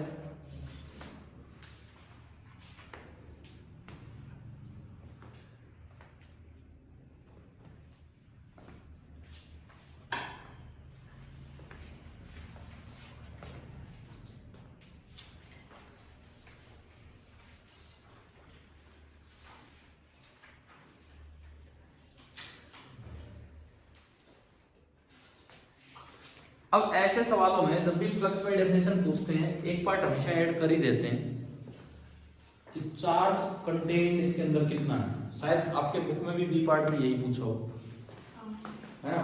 अक्सर ऐसा होता है कि चार्ज पूछ ही लिया जाता है, बिकॉज फ्लक्स आने के बाद चार्ज निकालना बड़ा आसान है। कैसे? हमारे पास एक लॉ है जिसे हम गॉस लॉ बोल देते हैं, और गॉस लॉ कहता है कि अगर आपने एक बार टोटल फ्लक्स निकाल दिया तो डायरेक्टली किसके बराबर होता है? Q in upon epsilon not. ठीक है, और वहां से फिर Q इन निकल जाएगा। ये जो भी फ्लक्स आए इसको एप्सिलॉन नॉट से मल्टीप्लाई कर लेना। ये आपकी बुक में सोल्ड है, आप देख लेंगे ना वहां से किस तरह से ये question.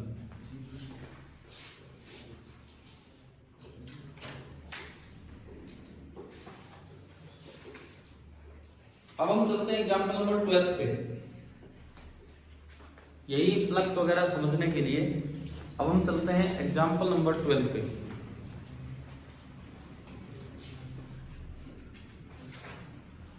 An electric field is uniform and is in the positive x direction for positive x, and uniform with the same magnitude but in the negative x direction for negative x.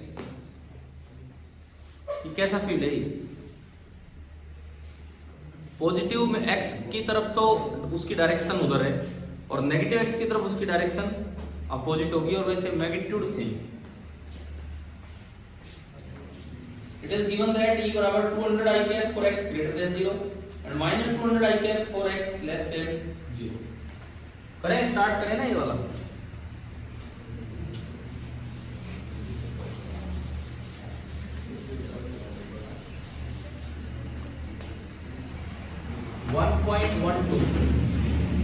आपको इस तरह का कुछ दिया गया है कि अगर ये x एक्सिस है,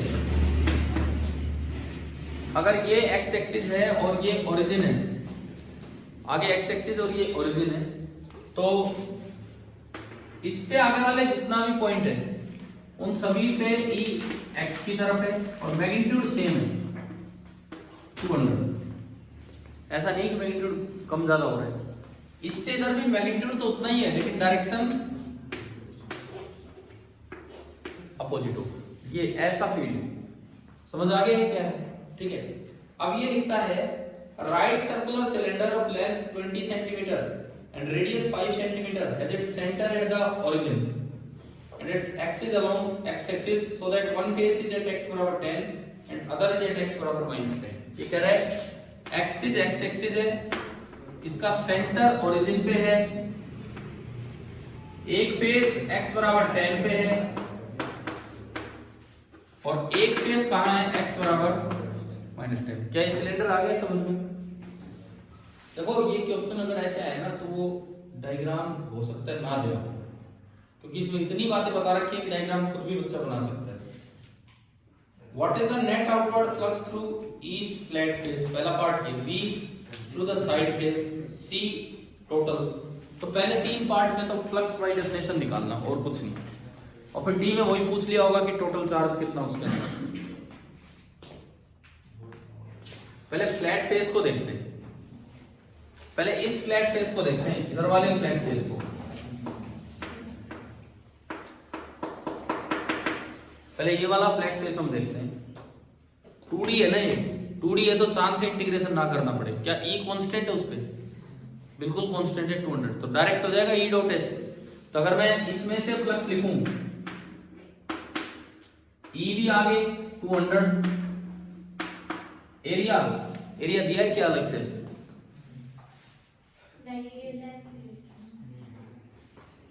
right circular cone of length 20 and radius 5 दे रखा है। रेडियस 5 सेंटीमीटर दे रखा है तो एरिया आ गया पाई आर स्क्वायर, उसको मीटर में कन्वर्ट करके इनटू पाई आर स्क्वायर और इनटू दोनों के बीच का एंगल 0 डिग्री है, दोनों ही आगे की तरफ है, एरिया भी और फील्ड भी। cos 0 1, तो ये फ्लक्स हो जाएगा। सिमिलरली इधर क्या होगा बताओ, नेगेटिव फ्लक्स होगा कि पॉजिटिव? इसमें फ्लक्स नेगेटिव होगा या पॉजिटिव होगा?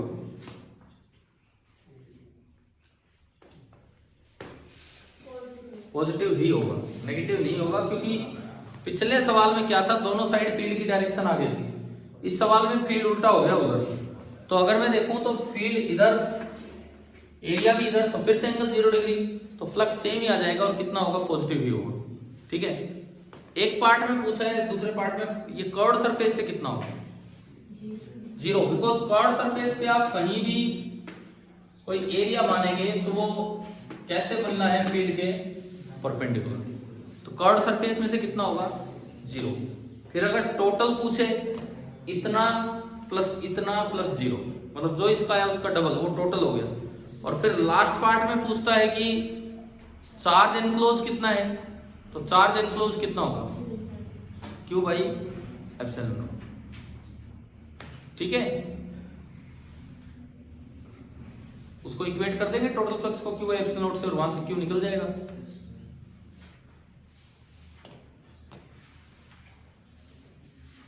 एक क्वेश्चन लिखो, ये तो आप कर लेना सोल्ड एग्जांपल। एक क्वेश्चन लिखिए इसी तरह से,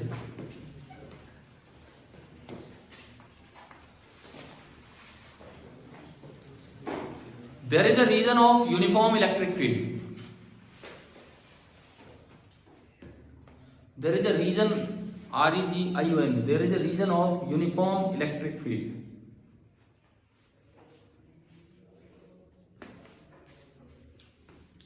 यूनिफॉर्म इलेक्ट्रिक फील्ड का कोई रीजन है?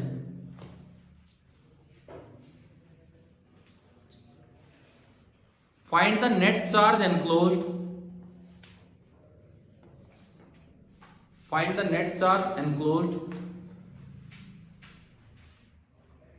by an arbitrary closed surface, by an arbitrary closed surface of volume V in that region.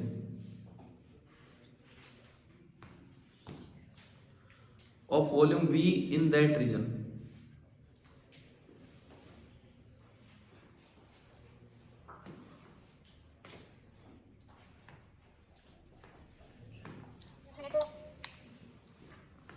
Zero, हाँ जी भाई, जीरो आंसर आया। सही है।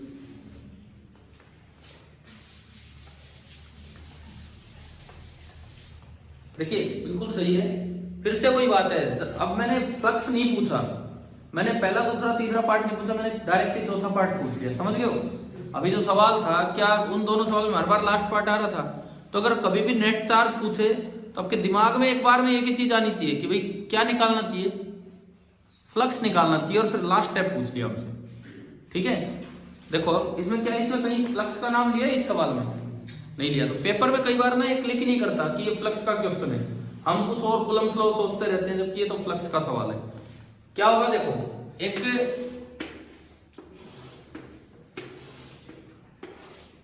रीजन है यूनिफॉर्म इलेक्ट्रिक फील्ड का, और उसमें आपने कोई भी आर्बिट्रेरी क्लोज सरफेस मान ली जिसका वॉल्यूम है V। ठीक है, अब मुझे अगर क्यू इन निकालना है तो उसके लिए मुझे पहले जाना होगा किस पे, फ्लक्स पे। फ्लक्स कैसे निकाले, बाय डेफिनेशन ये 2D सरफेस तो हो नहीं सकती, क्लोज सरफेस सारी 3D होती है। तो आपने क्या किया, इस पे कहीं भी एरिया मानो इसका एरिया इधर है और ये ds है और ये E है, तो जो फ्लक्स होता है, फ्लक्स उसकी डेफिनेशन होती है सरफेस इंटीग्रल ऑफ E, और क्लोज सरफेस के लिए हम सर्कल लगा देते हैं। अब आपको दिया गया है कि E यूनिफॉर्म है, क्वेश्चन में बोला गया है कि E इज यूनिफॉर्म। अगर E यूनिफॉर्म है तो E इस इंटीग्रेशन से बाहर आ जाएगा, इसका मतलब जो इलेक्ट्रिक फ्लक्स बनेगा वो बनेगा E dot close integral of ds। और किसी भी सरफेस का, क्लोज सरफेस का सरफेस इंटीग्रल, ये जो सम होता है जीरो होता है। कारण ये है कि इसमें ना वेक्टर आ रहा है ऊपर, वेक्टर आ रहा है ऊपर, हट लिया होता वेक्टर तो जीरो नहीं होता, फिर तो एरिया जुड़ जाता। एक स्फीयर का वैसे तो टोटल सरफेस एरिया होता है 4πr²। एक स्फीयर में अगर खाली इंटीग्रल ds आए, ऊपर वेक्टर साइन ना हो, तो वो तो होगा 4πr²। लेकिन अगर ऊपर वेक्टर साइन है तो क्या होगा, जीरो। कारण क्या है कि वेक्टर की डायरेक्शन होती है, एक ds उधर जाएगा तो एक इधर बनेगा, एक इधर बनेगा तो एक इधर बनेगा, तो सारे क्लोज सरफेस के लिए कैंसिल आउट हो जाएंगे, और ये बनेगा E डॉट जीरो वेक्टर, क्योंकि ये सरफेस क्लोज है, और ये कितना आ गया, जीरो। और फिर इसके बाद लास्ट स्टेप क्या करना होगा कि भाई गॉस लॉ, इस फ्लक्स को मैं क्या लिख दूं, Q in upon epsilon not, और वहां से क्यू इन आपका जीरो आ जाएगा। ठीक है, समझ आया ना ये? तो ये तो हमने कुछ इस तरह के सवाल सीखे जिनमें चार्ज एनक्लोज पूछता है, तो पहले हमें फ्लक्स निकालना चाहिए बाय डेफिनेशन। अब हम थोड़ा गॉस लॉ की तरफ चलते हैं।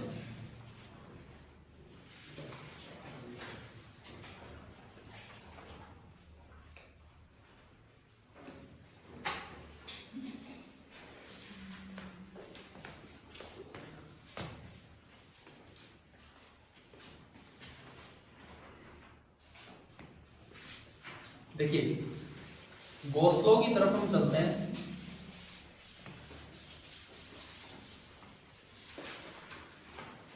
आप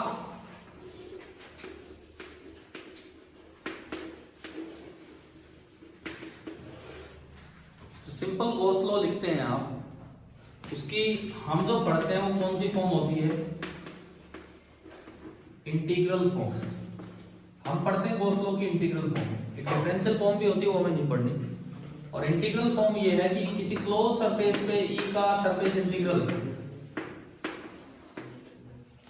that is equal to charge enclosed by that surface divided by epsilon naught. इसीलिए बोला जाता है कि सरफेस थोड़ी क्लियर बनाओ, क्लोज सरफेस इतनी क्लियर बनाओ कि सरफेस पे चार्ज ना हो तो अच्छा है, या तो चार्ज उसके अंदर हो या चार्ज उससे बाहर हो।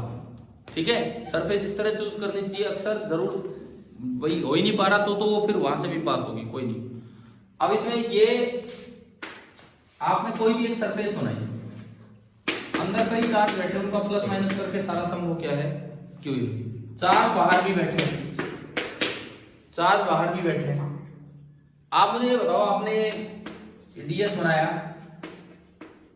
सरफेस पे, E बनाया इधर, और ई डॉट डी एस ये लिख दिया, इसमें ये इंक्लूड होंगे, बाहर वाले नहीं होंगे। ये जो ई है ये केवल अंदर वालों की वजह से है या सबकी वजह से है?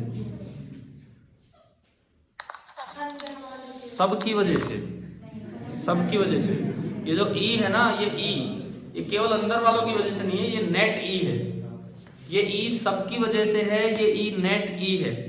लेकिन गोस ने एक तरीका बता दिया कि इसका जो फ्लक्स होगा, ई तो सबकी वजह से है, लेकिन इसका जो फ्लक्स होगा वो केवल किन पे डिपेंड करेगा? अंदर वालों पे, अगर ये पूरी सरफेस क्लोज है तो। क्लियर है ना ये चीज? एक नंबर में ये चीजें भी पूछी जा सकती हैं, हाँ ना, इस तरह के जवाब। क्लियर है? ई तो सबकी वजह से है, लेकिन जो फ्लक्स होगा उसका वो केवल अंदर वाले चार्जेस पे डिपेंड करेगा। इसके बाद देखो आगे इसी में, ये जो आपका गॉस लॉ है, इसमें जो एग्जैक्ट प्रूफ होता है वो तो सॉलिड एंगल से होता है, लेकिन कूलॉम्स लॉ से एक छोटा सा प्रूफ पूछा जा सकता है for a single point charge. तो अब क्या करेंगे, एक पॉइंट चार्ज को मानेंगे, एक अकेला पॉइंट चार्ज, और एक स्फेरिकल गॉसियन सरफेस बना देंगे, और वो पॉइंट चार्ज कहां रख देंगे? उसके सेंटर पे। और वो इतना छोटा सा प्रूफ है क्योंकि ये आ सकता है, इस तरह का आ सकता है, वैसे वो नहीं आएगा, सॉलिड एंगल वाला प्रूफ नहीं आएगा क्योंकि वो है नहीं सिलेबस में। आप एक गॉसियन सरफेस बनाओ क्लोज स्फेरिकल, सेंटर पे क्यू चार्ज मानो, रेडियस इसका आर मान लो। अब आप इसकी सरफेस पे कोई भी एक छोटा सा एरिया वेक्टर मानो, डीएस बाहर की तरफ, डीएस आपने माना बाहर की तरफ, ठीक है। फिर आप इस क्यू की वजह से फील्ड लिखेंगे भाई कूलम्स लॉ, और बाय कूलम्स लॉ फील्ड होगा 1/4 pi epsilon not q upon r square, this is by Coulomb's law. और उसके बाद e डॉट ds करके इंटीग्रेशन कर देंगे, ये सारा बाहर आ जाएगा, अंदर खाली इंटीग्रल ds बचेगा, वो होगा 4 पाई r स्क्वायर। इस बार जीरो नहीं होगा। देखो अगर आप इसको आगे बढ़ाते हैं तो जो फ्लक्स आप लिखेंगे, सरफेस इंटीग्रल ऑफ E का magnitude 1/4 pi epsilon not q by r square, ds का मैग्नीट्यूड ds, और दोनों के बीच का एंगल है 0 डिग्री, cos 0 1। सब कुछ ये बाहर आ गया, क्या वो 4 पाई एप्सिलॉन नॉट r स्क्वायर, और अंदर ये बचा। अब क्या इस पे वेक्टर साइन लगा है? क्या इस ds पे वेक्टर साइन लगा है? अभी नहीं लगा, तो इसकी वैल्यू होगी 4 पाई r स्क्वायर। और जब आप 4 पाई r स्क्वायर रखोगे तो 4 पाई और r स्क्वायर कट जाएगा, और ओनली क्या बचेगा? q by epsilon not. वही हमें प्रूव करना था। तो ये छोटे वाला छोटा सा प्रूफ उसमें पूछा जा सकता है किसी तरीके से, कहीं भी लगे कि गॉस लॉ प्रूव करना है तो बस ये करके आना है, इससे ज्यादा हम नहीं करेंगे वहां पे। अब गॉस लॉ में एक तो होती है कि सिमेट्री का यूज बहुत इंपॉर्टेंट है। कुछ ऐसे सवाल आते हैं, एक्चुअली मैं बोर्ड पे इस तरह नहीं लिख रहा हूं कि आप पूरा पूरा नोट कर पाए, आपके पास अपनी कॉपी होंगी, पुराने नोट्स होंगे या जो भी बनाए होंगे, मैं जस्ट एक बार कवर कर रहा हूं इस चैप्टर को। तो कुछ ऐसे सवाल आते हैं जिनमें पॉइंट चार्ज सरफेस पे होता है, पॉइंट चार्ज सरफेस पे होता है, और फिर आपसे पूरी क्लोज सरफेस में से फ्लक्स पूछ लिया जाएगा, या फिर ओपन सरफेस होगी और गॉस लॉ लगा के इसमें फ्लक्स पूछेंगे। तो एक दो उस तरह के क्वेश्चन देखते हैं। जैसे आपकी बुक में एक्सरसाइज का 18th question, page number 47, question number 18,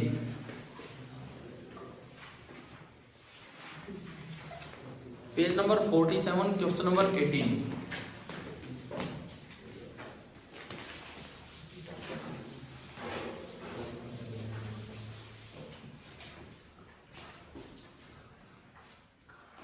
page number 47, question number 18। इसमें क्या है कि एक सरफेस दे रखी है, एक स्क्वायर सरफेस, और जो स्क्वायर की साइड लेंथ है उससे आधी हाइट पे सेंटर से एक चार्ज रखा हुआ है। एक स्क्वायर सरफेस है, कितनी 10 सेंटीमीटर की, तो 5 सेंटीमीटर ऊपर वो रखा होगा चार्ज, ठीक है। अब देखो ये चार्ज है यहाँ, तो इसकी फील्ड लाइन स्क्वायर सरफेस को कट करके जाएंगी, मतलब फ्लक्स तो होगा। कितना फ्लक्स होगा? गॉस लॉ तो लगा नहीं सकते क्योंकि एक 2D सरफेस तो क्लोज होती नहीं। तो आप क्या करो, ऐसी ही और सरफेसेस लाके इसे क्लोज कर दो। ये एक स्क्वायर है, ऐसे से 5 स्क्वायर और ले आओ, एक इधर लगा दिया, एक इधर लगा दिया, एक इधर और एक छत लगा दिया, 6 में क्लोज हो गया। पूरे के अंदर एक ही चार्ज है, तो पूरे 6 में से फ्लक्स कितना होगा, Q by epsilon not, Q by epsilon not पूरे में से तो ये होगा। अब क्या वो चार्ज बिल्कुल सिमेट्रिकली रखा है 6 के 6 के लिए? रखा है ना, जितना दूर इसके लिए उतना ही दूर इसके लिए, तो इसलिए उसको 6 हिस्सों में बांट के और एक का फ्लक्स हम बता देंगे। तो एक तो इस तरह की एप्लीकेशन होती है जहां सिमेट्री का यूज करके गॉस लॉ पे न्यूमेरिकल आ सकता है, ठीक है। एक दूसरी एप्लीकेशन इस तरह की होती है, दूसरी एप्लीकेशन इस तरह की होती है जहां पे एक क्यूब है, क्यूब के एक कॉर्नर पे क्यू चार्ज रखा हुआ है, पूछ ले उसमें से फ्लक्स बताओ क्यूब में से, तो वो सरफेस पे आ गया ना, सरफेस पे आ गया तो यूं देखो अंदर कितना और बाहर कितना, थोड़ा ज्योमेट्री का यूज होगा। क्यूब वाला आसान है क्योंकि आप सॉलिड स्टेट में पढ़ते हो, 1/8 पार्ट अंदर होता है, तो Q/8 Q इन हो गया, तो पूरा फ्लक्स ही कितना हो जाएगा, Q/8 एप्सिलॉन नॉट, पूरे में से ही फ्लक्स, ठीक है। इस तरह के दो न्यूमेरिकल्स बन सकते हैं। अच्छा, गॉस लॉ की कुछ एप्लीकेशंस होती है, बस मैं आखिरी फिनिशिंग 10-15 मिनट ले रहा हूं इसमें। गॉस लॉ की कुछ एप्लीकेशंस होती हैं जिनमें पहले 4 हुआ करती थी, फिर 3 होने लगी, इस साल 2 ही है जो आपके बोर्ड एग्जाम में आ सकती हैं। एक तो लाइन चार्ज की वजह से ई निकालो, लॉन्ग लाइन चार्ज का ई, वो होता है 2k lambda by R, 2 × 1/4 pi epsilon naught lambda by R, या लैम्डा/2 पाई एप्सिलॉन नॉट आर। कैसे निकालते हैं मैं बोर्ड पे नहीं करवा रहा हूँ, बस बता रहा हूँ। ये लाइन चार्ज है, आप उसके चारों तरफ एक सिलेंड्रिकल गॉसियन सरफेस बना दो, जहां फील्ड निकालना वहां से पास होती हो। फिर एक बार फ्लक्स निकालो by definition integral E dot ds से, एक बार फ्लक्स निकालो by Gauss law Q in upon epsilon not से, और उन दोनों को इक्वेट कर दो तो वहां से E आ जाएगा। क्या आप लोगों ने किया हुआ ये वाला काम? तो अपने लाइन चार्ज का और शीट का 2 आ सकते हैं, एक लाइन चार्ज और एक लार्ज शीट। बुक में दोनों दिए हैं, बुक में सेल का भी दिया है, वो नहीं पढ़ना है इस साल के लिए, सेल वाला प्रूफ हट गया है, इस साल के लिए वो है नहीं, सेल सॉलिड स्फीयर वो हमें नहीं लेने, ठीक है। अब मैं आपको ये 2 एप्लीकेशन तो आप कर लोगे, मैं एक और सवाल दोस्तों पे आ जाता है, आ सकता है वो देख लिया। सपोज यूं आ जाए कि ये एक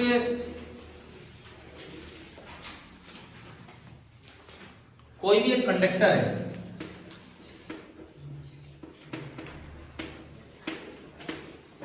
ये कोई भी कंडक्टर है, यहां पे सरफेस चार्ज डेंसिटी है कितनी, सिग्मा, और सिग्मा को मैंने बोला लोकल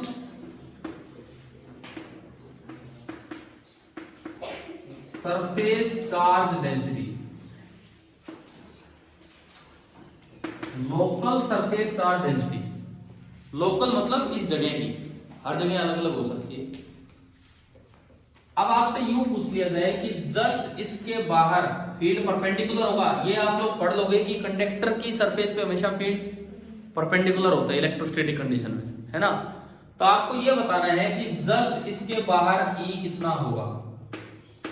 वैसे ना ये मतलब आ सकता है सवाल सीधा, जस्ट इसके बाहर E कितना होगा, अगर यहां लोकल चार्ज डेंसिटी सिग्मा है तो जस्ट इसके बाहर E कितना होगा। गॉस लॉ से हम ये कैसे निकालें?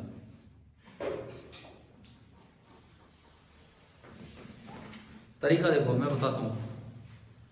आप एक छोटी सी गॉसियन सरफेस बनाओ जिसका एक प्लेन सरफेस ds उसके बाहर हो गया, सिलेंड्रिकल बना दो और कुछ पार्ट इसके अंदर ले आओ, ds इसके अंदर ले आओ। दिख रही है क्या ये गॉसियन सरफेस सिलेंड्रिकल?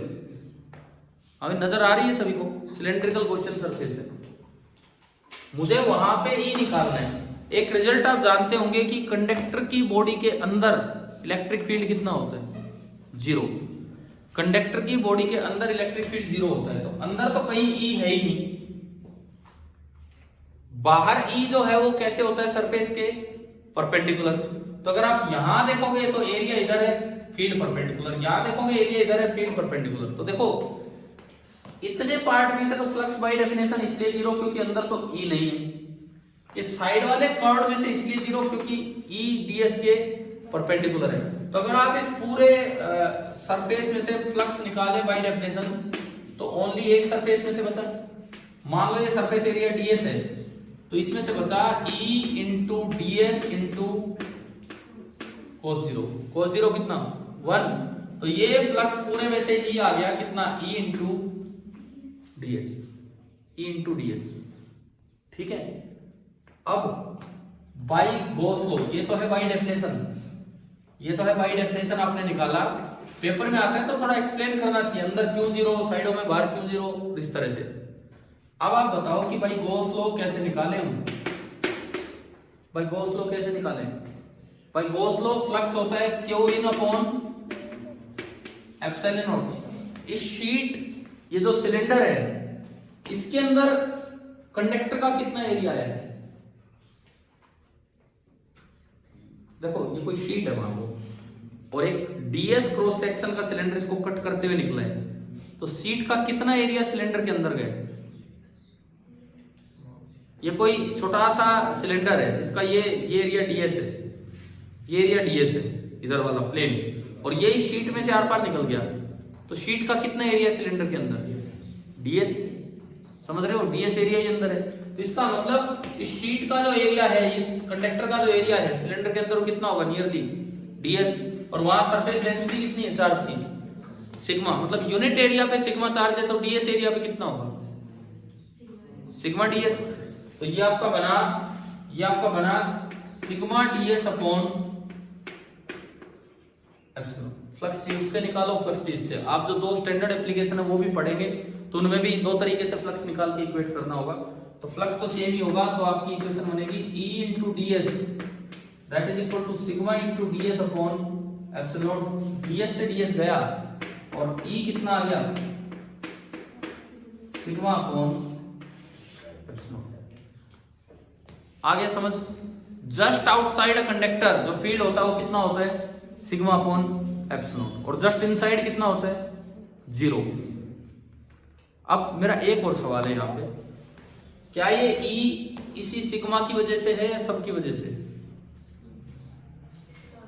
क्या ये E इसी सिग्मा की वजह से है, या यहाँ भी कुछ अलग डेंसिटी है, यहाँ अलग, बाहर और 2-4 चार्ज रख दिए? ये मैंने तो कई चार्ज रखे हुए बाहर, और यहाँ अलग डेंसिटी, यहाँ अलग, बस यहाँ सिग्मा है, तो ये जो E आया सिग्मा अपॉन एप्सिलॉन, ये इसी सिग्मा की वजह से है, और जितने भी चार्ज रखे हो सबकी वजह से?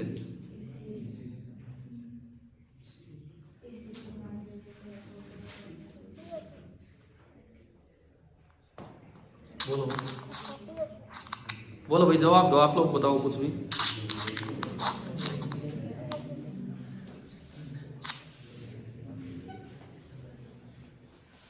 फाल्गुनी बताओगे?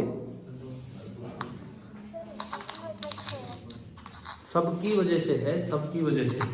कितनी बार मैंने शुरू में बोला था, जब ये स्टार्टिंग में बोला कि इंटीग्रल E डॉट ds बराबर Q इन अपॉन एप्सिलॉन, इसमें E किसकी वजह से होता है? सबकी वजह से। देखो कितना आराम से ये सवाल ना अच्छे का आंसर चेंज करवा दे आराम से। यही आ गया भाई, आपसे प्रूव करवा दिया, और उसके बाद पूछ ले, इतना प्रूव करवा के पूछ ले कि अब मैंने बाहर एक 2-4 कूलम चार्ज रख दिए, क्या अब भी सेम फॉर्मूला वैलिड रहेगा या चेंज हो जाएगा? वैलिड रहेगा, समझ गए हो? जो भी लोकल चार्ज डेंसिटी रहेगी उसी पे डिपेंड करेगा, ये डिपेंड उस पे करेगा, लेकिन वो होगा किसकी वजह से? सबकी वजह से। किसी और के पास रखने से अगर वो सिग्मा चेंज हो रहा है तो E चेंज होगा, अगर वो सिग्मा चेंज नहीं हो रहा है तो E चेंज नहीं होगा, लेकिन उस E में इन सब का इफेक्ट आ गया है जो भी आसपास रखे। समझ रहे हो ना? हाँ भाई, समझ आ गया है सभी को? अब देखो एक सवाल, हाँ जी बोलो, कोई डाउट है इसमें?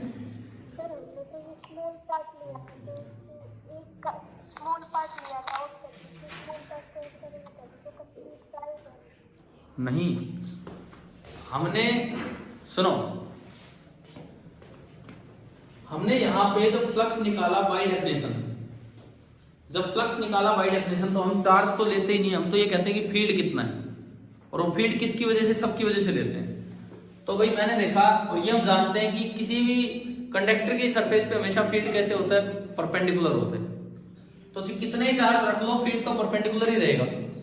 तो फील्ड परपेंडिकुलर है, तो इसमें से और इसमें से फ्लक्स 0, कंडक्टर की बॉडी के अंदर E 0 इसलिए 0, तो केवल और केवल बची कौन सी सरफेस है? ये बची है। और जी आप कितने ही चार्ज रख लो, सबका फील्ड इस तरह से एडजस्ट होगा कि जो नेट फील्ड होगा वो कैसे होगा? उसके परपेंडिकुलर होगा। तो ये जो ई डॉट ds आपने किया था, इसमें ई सबका था, टोटल नेट ई था, नेट ई। लेकिन जब आप गॉस लॉ लगाते हो तो वो ये कहते हैं कि इस ई का जो फ्लक्स होगा वो केवल किस पे डिपेंड करेगा, क्यू इन पे।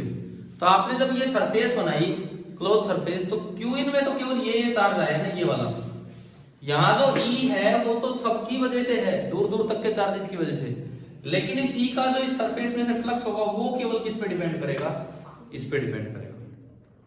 ठीक है, गॉस लॉ इसीलिए ज्यादा अच्छा माना जाता है कि इतने ज्यादा चार्जेस का इलेक्ट्रिक फील्ड भी आप निकाल सकते हो फ्लक्स कैलकुलेट करके, क्योंकि फ्लक्स केवल किस पे डिपेंड कर रहा होगा, थोड़े से चार्ज पे जो उस क्लोज सरफेस के अंदर होंगे। ठीक है, अब इस पे बेस्ड सुनो, इस पे बेस्ड एक क्वेश्चन आपकी बुक में, question number 29, page number 49, question number 29, page number 49, question number 29। अपना ट्राई करना, आपको बता रहा हूं। और ये एनसीईआरटी एक्सरसाइज पूरी ट्राई करना, 28, 29, 30 ये सब अच्छे सवाल हैं। आपका कल 70 नंबर का पेपर है। देखो आप नहीं पढ़ के आओगे तो नंबर नहीं आएंगे, मैं पहले बता रहा हूँ। वही 23 के आसपास हम घूमेंगे, नहीं पढ़ के आओगे तो। एक चैप्टर है, केवल एक चैप्टर है, अच्छे से पढ़ के आना। किसी को कुछ और पूछना हो अलग से फिर पूछ लेना, ठीक है। तो आगे हम कल मिलेंगे अपने टेस्ट के लिए। Thank you.